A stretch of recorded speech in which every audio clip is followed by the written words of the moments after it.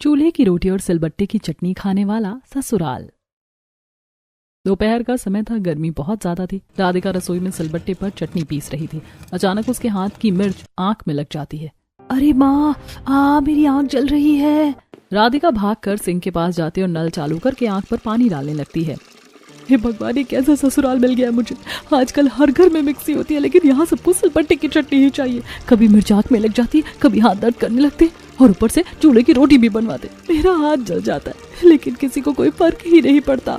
राधिका बड़बड़ाकर फिर सिलबट्टे पर चटनी पीसना शुरू करती है, लेकिन मिर्च लगने से हाथ जलने लगता है और वो दोबारा सिंक पर जाकर आंख धोने लगती है। तभी दरवाजे पर पद्मिनी जी आ जाती हैं। अरे बेटा राधिका, क्या हुआ? तू इतनी परेशान क्यों दिख रही है? कुछ नहीं दादी जी, बस मिर्च आंख में लग गई थी। अरे बेटा, इतनी मिर्च वाली चटनी मत पीसा कर। ला चल, मैं मदद कर देती हूँ। नहीं दादी जी, आप रहने दीजिए, आपकी उम्र हो गई है, मैं कर लूंगी। आप बेकार में परेशान हो जाएंगी, गर्मी बहुत है। अच्छा, अगर मेरी मदद नहीं चाहिए तो मैं नेहा को भेज देती हूँ। बेचारी मेरी बहू अकेली रसोई में काम करती रहती है। पद्मिनी जी धीरे धीरे नेहा के कमरे में जाती। नेहा मोबाइल में वीडियो देख रही थी। नेहा, उठो बेटा, पूरा दिन मोबाइल में लगी रहती हो। जाओ जाकर अपनी भाभी की मदद करो। दादी प्लीज, आप भी ना। भाभी को तो आदत हो गई है ये सब करने की, मैं क्यों करूँ उनके होते हुए।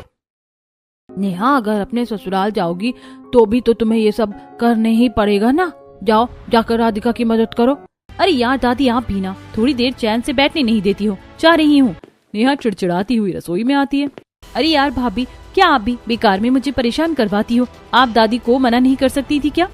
लेकिन मैंने तो दादी से मना किया था नेहा, मैंने उनको कहा था कि मैं खुद कर लूंगी। हाँ तो ठीक है, आप खुद ही कर लो। वैसे भी मुझसे गर्मी में ये सब काम नहीं होंगे। आपका ससुराल है, आपकी जिम्मेदारी है और मुझे अपने कॉलेज का प्रोजेक्ट पूरा करना है। मैं अभी बहुत बिजी हूँ।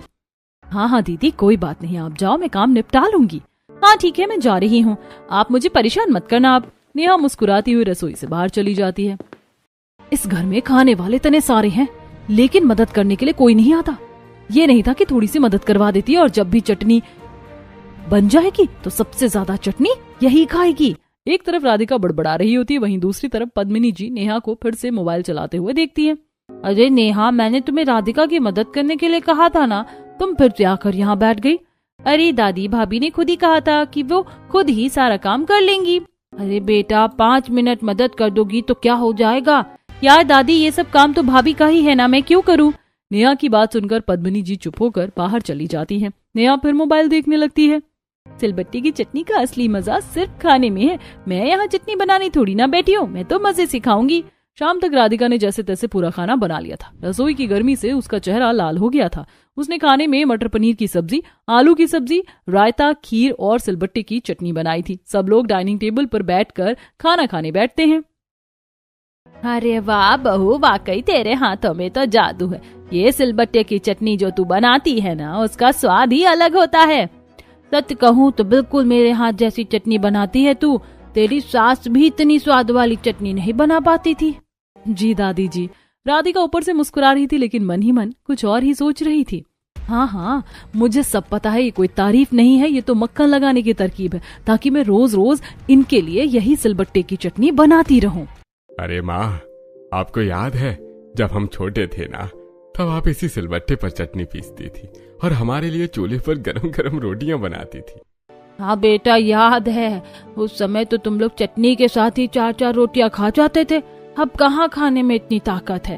हाँ भाई, अब तो जमाना बदल गया है, लेकिन कभी कभी चूल्हे की रोटी खाने का मजा ही अलग होता है। सब लोग आराम से खाना खा रहे थे, लेकिन राधिका के चेहरे पर थकान साफ दिखाई दे रही थी। इन्हें तो बस खाना है, बनाना पड़े या कोई जल जाए, उससे किसी को कोई फर्क नहीं पड़ता। हाँ यार राधिका, तुम्हारे हाथों की इस धनिया की चटनी का तो कोई जवाब ही नहीं है।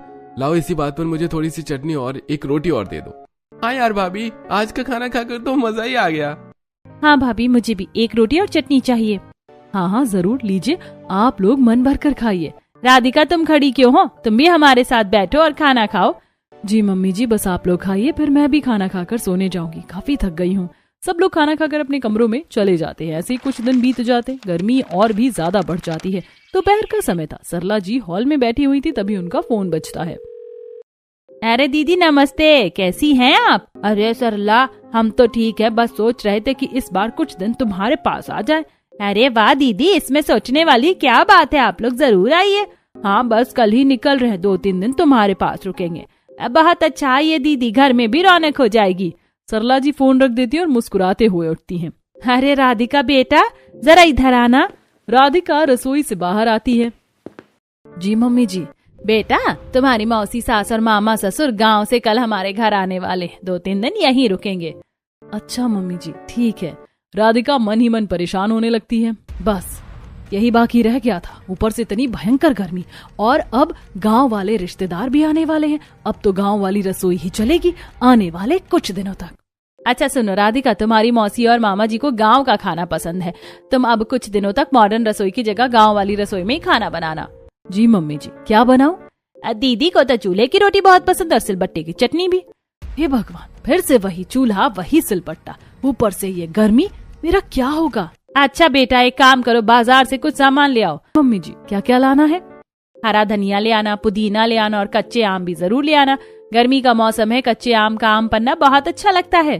अरे मम्मी अगर मौसी जी आ रही हैं तो कुछ अच्छा बनाते, एक काम करो गोलगप्पे भी मंगा लो बाजार से, और भाभी पुदीने का पानी बना देंगी। हाँ सही कहा, पुदीना भी ले आना, और हाँ चटनी के लिए मिर्च भी ले आना।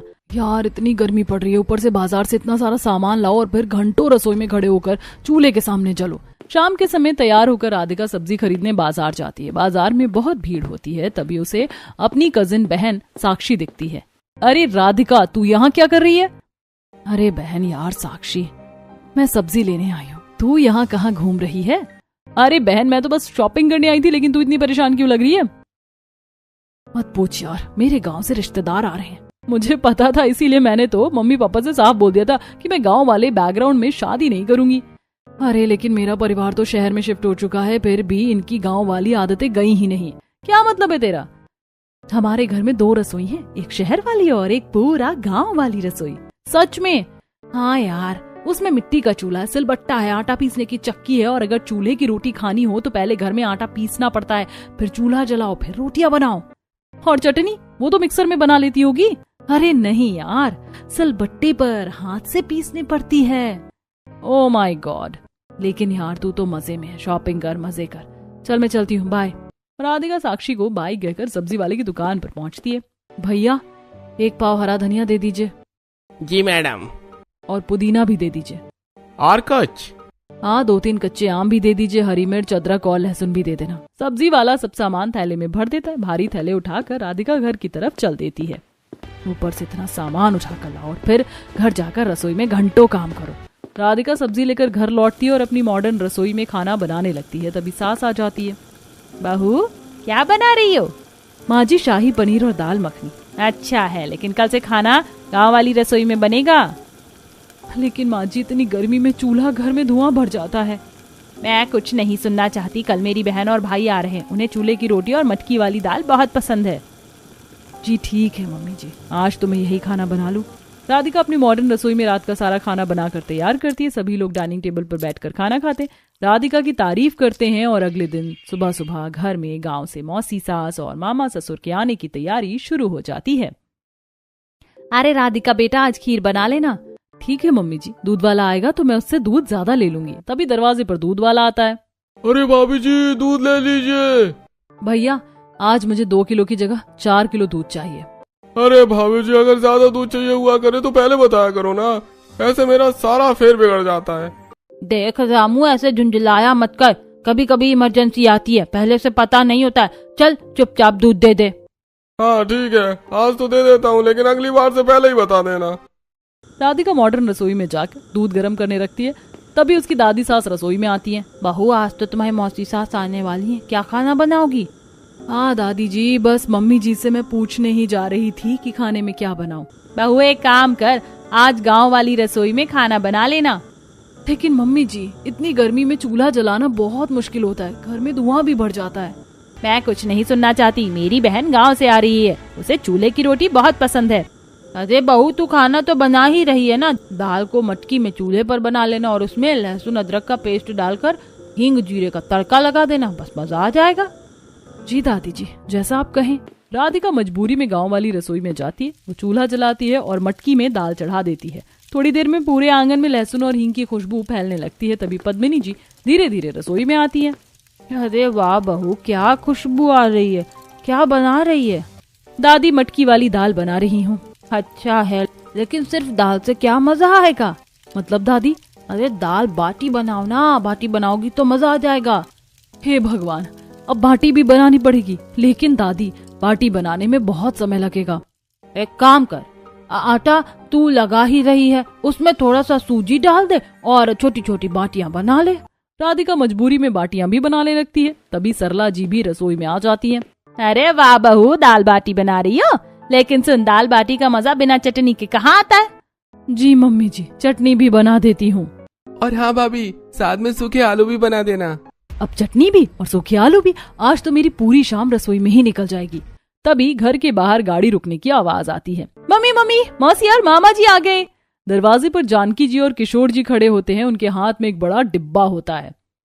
अरे सरला, ये देख, गांव का ताजा घी लेकर आई हूँ। अरे वाह दीदी, अब तो खाने का मजा दुगना हो जाएगा। बिल्कुल, इस घी के साथ चूल्हे की रोटी खाओगी ना तो असली स्वाद आएगा। मौसी, आज भाभी दाल बाटी बना रही है, वो भी चूल्हे पर। अरे वाह, फिर तो मजा आ जाएगा।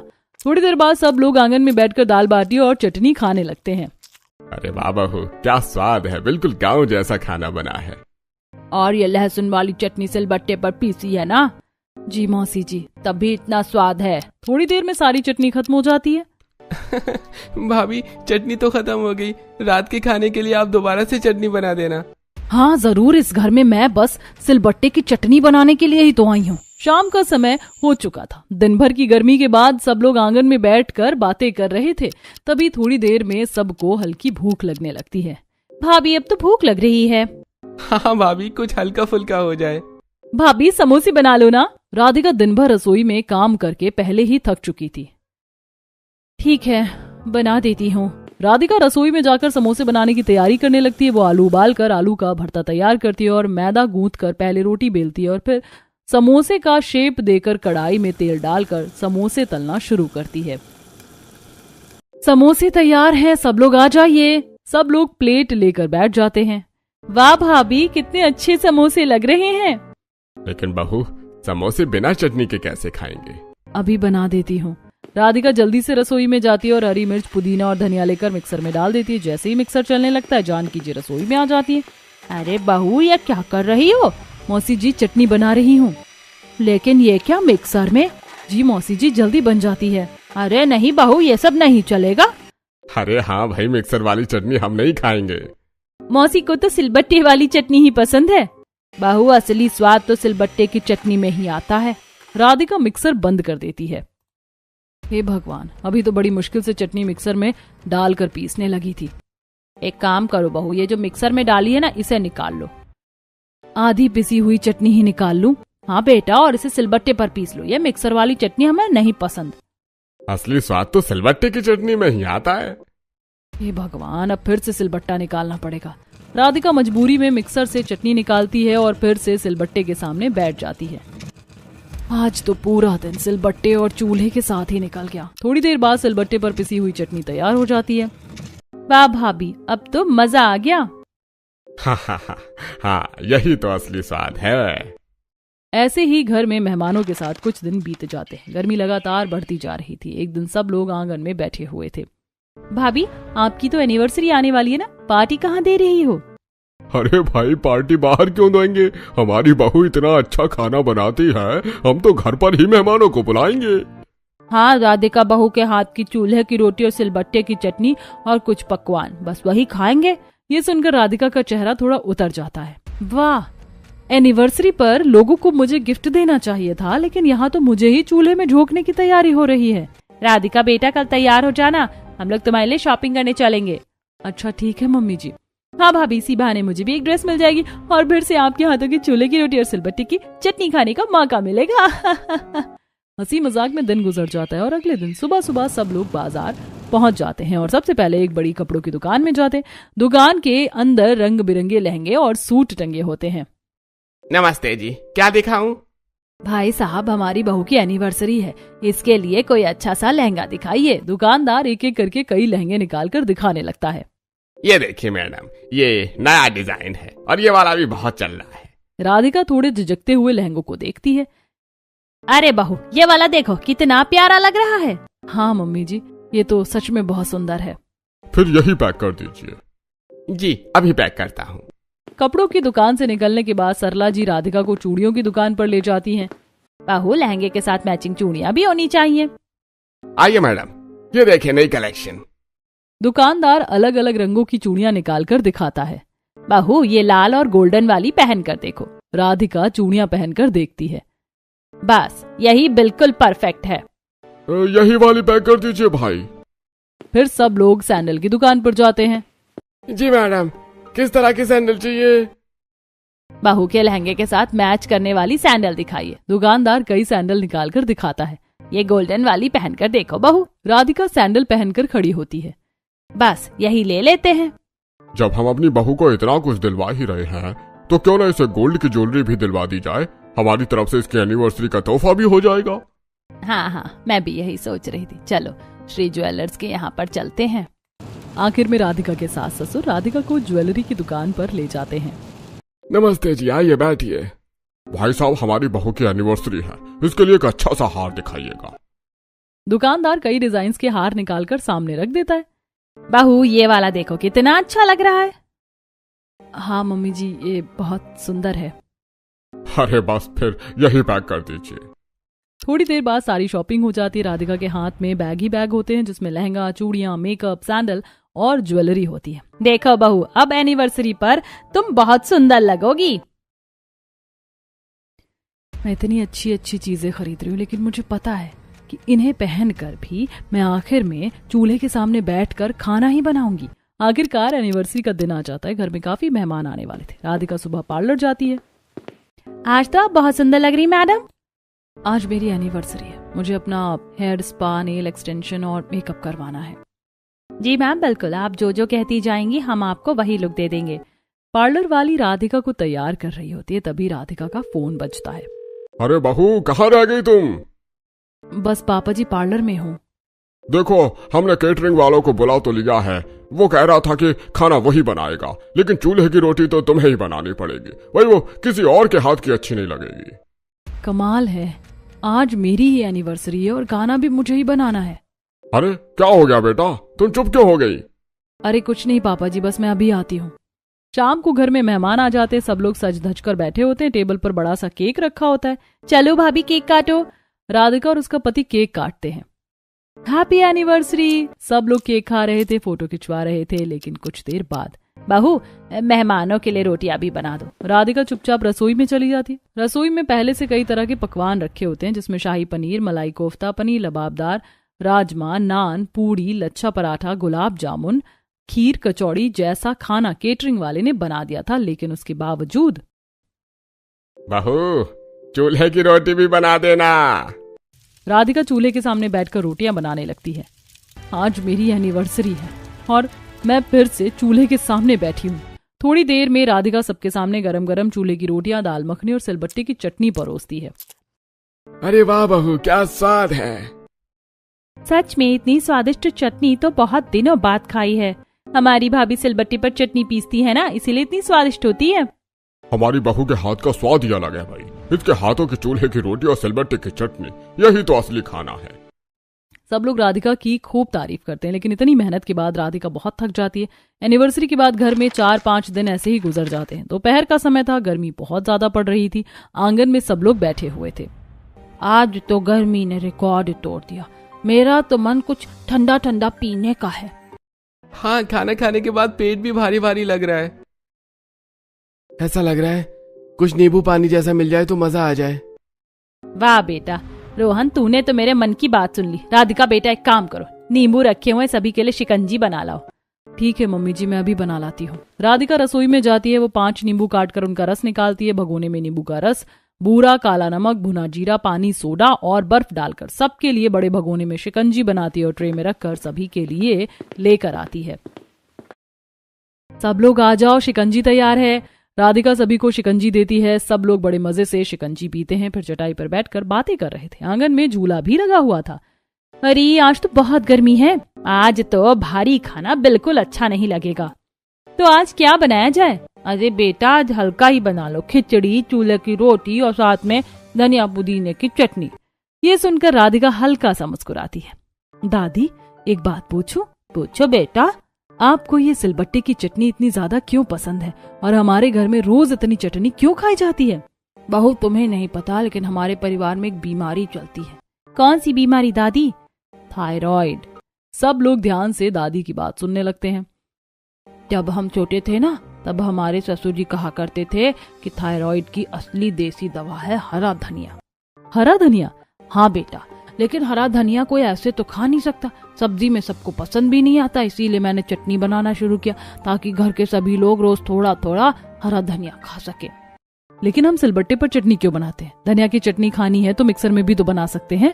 अरे बेटा, वो तो स्वाद की बात है और सिलबट्टे का तरीका पारंपरिक है।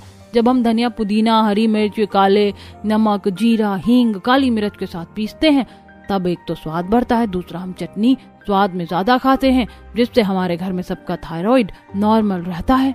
सच में दादी? वरना लोग दवाई खाते हैं और दवाई खाने से साइड इफेक्ट भी होते हैं। किसी का वजन बहुत बढ़ जाता है, कोई बहुत दुबला हो जाता है, कई परेशानियां हो जाती हैं। राधिका अब ध्यान से दादी की बात सुन रही थी। अच्छा, इसीलिए हमारे घर में इतनी चटनी बनती है। लेकिन दादी, ये चूल्हे की रोटी का क्या राज है? हाँ पापा, अब ये भी बताइए कि आपको चूल्हे की रोटी इतनी पसंद क्यों है? जगदीश जी हल्का सा मुस्कुराते हैं और थोड़ी देर सोचकर बोलना शुरू करते हैं। बहू, ये सिर्फ स्वाद की बात नहीं है, इसके पीछे एक पुरानी आदत और वजह है। हाँ, और तुम्हारे ससुर जी की वजह से हमें चूल्हे की रोटी खाने की आदत लगी है। जब मैं छोटा था तब हम गांव में रहते थे। उस समय गैस स्टोव तो होते ही नहीं थे, पूरा खाना चूल्हे पर ही खाना बनाते थे। तब तो सब लोग रोजाना चूल्हे की रोटी ही खाते होंगे। हाँ, और तभी मैंने देखा कि गांव के लोग बहुत तंदुरुस्त रहते थे। वो लोग खेतों में दिन भर काम करते थे, फिर भी उन्हें ज्यादा बीमारियां नहीं होती थी। सच में? बाद में जब शहर में आकर हमने गैस पर खाना बनाना शुरू किया, तब डॉक्टर ने एक दिलचस्प बात बताई। क्या बताया डॉक्टर ने? डॉक्टर ने कहा कि मिट्टी के चूल्हे की धीमी आंच पर बना खाना थोड़ा अलग तरह से पकता है। उसमें धुएं की हल्की खुशबू भी आ जाती है और खाना धीरे धीरे पकने से स्वाद भी अच्छा होता है। इसीलिए तो तुम्हारे पापा को चूल्हे की रोटी इतनी पसंद है। हाँ, बचपन में तुम्हारी दादी मुझे चूल्हे की रोटी बनाकर खिलाती थी और शहर आने के बाद हमने अपने घर में एक गांव की एक मॉडर्न रसोई भी इसीलिए बनवाई थी। हाँ, और शहर आने के बाद जब हमें पापा ने चूल्हे की रोटी खिलाई तो फिर हमें वो रोटी खाने की आदत हो गई। राधिका अब समझने लगी थी घर में चूल्हे की रोटी के पीछे सिर्फ जिद नहीं बल्कि एक पुरानी आदत और भावना भी जुड़ी हुई है। शाम को चूल्हे पर खिचड़ी और रोटियां बना रही थी। भाभी, क्या बना रही हो? खिचड़ी और चूल्हे की रोटी। वाह, आज तो मजा आ जाएगा। राधिका चूल्हे पर रोटियां सेक रही थी। चूल्हे की आग तेज थी। अचानक उसका हाथ लकड़ी के जलते हिस्से से छू जाता है। यार, ये तो बहुत गर्म है, लगता है हाथ में फफोले आ जाएंगे। हाथ जलने से वो झटके से पीछे हटती है। ऊपर रखा हुआ गरम भगोना थोड़ा हिल जाता है और गरम खिचड़ी उसके पैर पर गिर जाती है। अरे मेरा पैर! अरे राम रे, आज तो गई मैं। राधिका हड़बड़ाहट में उठती है। तभी गांव वाली रसोई में सिलबट्टे की लोड़ी उसके दूसरे पैर पर गिर जाती है। राधिका जोर से चिल्लाती है, अरे राम रे, रोहन, मम्मी जी बचाओ मुझे। अरे मम्मी देखो, ये भाभी की आवाज है ना। हाँ, चलो चलकर देखे क्या हुआ है। सभी लोग भागते हुए रसोई में आते हैं। क्या हुआ बहू? मम्मी देखो, भाभी का हाथ और पैर दोनों जल गए, ऊपर से सिलबट्टा पैर पर गिर गया, शायद हड्डी भी टूटी है। जल्दी से राधिका को डॉक्टर के पास लेकर चलो। रोहन, चिंटू, गाड़ी निकालो। घर में अफरा तफरी मच जाती है। सब लोग गाड़ी में तुरंत राधिका को डॉक्टर के पास लेकर जाते हैं। देखिए, चिंता की ज्यादा बात नहीं है, लेकिन इन्हें कुछ दिन आराम करना पड़ेगा। हाथ पर पट्टी रहेगी और पैर को भी आराम देना होगा। कम से कम फ्रैक्चर ठीक होने में 2 महीने लगेंगे। अरे भाई, ठीक हो जाएंगे ना डॉक्टर साहब? बिल्कुल, बस इन्हें बेड रेस्ट की जरूरत है। डॉक्टर से इलाज करवा कर सब लोग घर वापस आ जाते हैं। राधिका के हाथ पर पट्टी बंधी होती है और पैर में भी चोट लगी होती है। बहू, तुम बिल्कुल काम मत करना। जी मम्मी जी, अब तो डॉक्टर ने भी मना कर दिया है। राधिका के चोट लगने के बाद सभी मिलकर काम करने लगते हैं और कुछ दिनों बाद राधिका अपने कमरे में बिस्तर पर आराम कर रही होती है। उधर घर में अचानक एक नई खबर आती है। मम्मी! क्या हुआ? मम्मी, आज शाम को चिंटू भैया के लिए लड़की वाले देखने आने वाले हैं। ये सुनते ही सब लोग चौंक जाते हैं। क्या, आज? हाँ, पापा ने अभी फोन पर बात की, वो लोग शाम तक पहुँच जाएंगे। अरे लेकिन घर में तो कोई तैयारी ही नहीं है। मेहमान आएंगे तो खाना पीना भी बनाना पड़ेगा। सबकी नजर अचानक राधिका के कमरे की तरफ जाती है। लेकिन भाभी तो काम कर ही नहीं पाएंगी। सब लोग सच में टेंशन में आ जाते हैं। कोई बात नहीं, राधिका बहू काम नहीं कर पा रही है तो क्या हम लोग रसोई में मिलकर काम करेंगे? लेकिन अम्मा जी इतनी गर्मी में चूल्हे वाली रसोई में? हाँ, क्योंकि वो सभी लोग गांव के हैं तो खाना खाकर जाएंगे, वो भी गांव वाला। ठीक है, हम लोग तैयारी कर लेंगे। दोपहर होते होते घर में तैयारी शुरू हो जाती है। आज पहली बार सरला जी, दादी और नेहा खुद रसोई में उतरती हैं। अरे ये चूल्हा जलाना भी कितना मुश्किल है। हाँ, गर्मी भी बहुत है आज। अरे लाओ भाई, चूल्हा मैं जला देता हूँ। जगदीश जी अपने तरीके से चूल्हा जलाते हैं, लेकिन अचानक चूल्हे की आग तेज हो जाती है और रसोई में धुआं भरने लगता है। मम्मी आंखों में धुआं जा रहा है। बहू रोज ये सब करती थी, हमें पता ही नहीं चला। उधर दादी सिलबट्टे पर चटनी पीस रही होती है। अरे ये सिलबट्टा भी कितना भारी है। अरे दादी आप तो थक गई, भाभी तो रोज ये सब करती थी। धीरे धीरे सबको एहसास होने लगता है कि राधिका कितना मेहनत करती थी। थोड़ी देर बाद सरला जी राधिका के कमरे में जाती है। राधिका बहू, अरे ओ राधिका बहू। जी मम्मी जी। नहीं बहू, तुम उठना मत, हमें माफ कर दो। मम्मी जी, हमने तुम्हें बहुत परेशान किया। इतनी गर्मी में रोज चूल्हे की रोटी और सिलबट्टे की चटनी बनवाते रहे। इतने में ससुर जी और नेहा भी कमरे में आ जाते हैं। बहू, सच में हमसे गलती हो गई। भाभी, आज हमें पता चला कि रसोई का काम कितना मुश्किल होता है। राधिका सबकी बातें सुनकर भावुक हो जाती है। नहीं मम्मी जी, इसमें माफी की क्या बात है, घर का काम तो सबका होता है। अब से घर में काम सब मिलकर करेंगे। और चूल्हे की रोटी और सिलबट्टे की चटनी भी कभी कभी ही बनेगी, और जब बनेगी तो हम सब मिलकर बनाएंगे। राधिका की आंखों में खुशी के आंसू आ जाते हैं। उस दिन लड़की वाले भी आते हैं, सब लोग मिलकर उनका स्वागत करते हैं। सरला जी और नेहा मिलकर खाना बनाती हैं। खाना बहुत स्वादिष्ट है। वही हमारे घर में सब मिलकर खाना बनाते हैं। लड़की वालों को घर का माहौल बहुत अच्छा लगता है। लड़की वाले रिश्ता पक्का करके चले जाते हैं। इसके 6 महीने बाद घर में खुशियों का माहौल होता है। चिंटू की शादी हो चुकी होती है और नई बहू भी घर आ चुकी होती है। एक दिन संडे की सुबह सब लोग आंगन में बैठे होते हैं। आज तो संडे है तो क्यों ना आज चूल्हे की रोटी और सिलबट्टे की चटनी बन जाए। सब लोग हंसने लगते हैं। मैं चूल्हे की रोटी बना लेती हूँ और मैं चटनी पीस लेती हूँ। थोड़ी देर बाद ससुर जी बाजार से हरा धनिया, पुदीना और सब्जियां लेकर आते हैं। दादी आटा गूंथ रही होती हैं, सरला जी सब्जी काट रही होती है, नेहा प्लेट लगा रही होती है। राधिका और उसकी देवरानी हंसते हुए साथ में खाना बना रही होती हैं। दीदी, अब तो चूल्हे की रोटी बनाने मजेदार लग रहा है, क्योंकि अब सब साथ में बना रहे हैं। थोड़ी देर बाद सब लोग आंगन में बैठकर खाना खाते हैं। देखो, मिलकर काम करने में ही असली खुशी है। हाँ, आज चूल्हे की रोटी और सिलबट्टे की चटनी का स्वाद बिल्कुल अलग है। वाकई में हमारी दोनों बहू के हाथों में जादू है। तो फिर अब हम रोजाना यही खाएंगे। हाँ, एवरी संडे। राधिका की बात पर सभी हंसने लग जाते हैं। हंसी खुशी दिन बीत जाता है और अगले दिन से फिर मॉडर्न रसोई में खाना बनने लगता है। बहू, आज क्या बना रही हो खाने में? मम्मी जी, आज तो मॉडर्न रसोई में दाल चावल, आलू मटर और रोटी बनेगी। ला बेटा, खाना लगा दे, 12 बज गए दोपहरी के। जी दादी जी। राधिका सभी के लिए डाइनिंग टेबल पर खाना परोसती है और सभी खाना खाते हैं। वाह बेटा, खाना तो आज भी स्वाद है, लेकिन आज खाने का स्वाद कल से अलग है। गांव की रसोई की बात ही अलग है। पापा जी, आप और आपकी चूल्हे की रोटी और सिलबट्टे की चटनी। कुछ भी कहो बेटा, लेकिन स्वाद में तो अंतर है। लेकिन आज का खाना हर बार से काफी ज्यादा स्वाद है।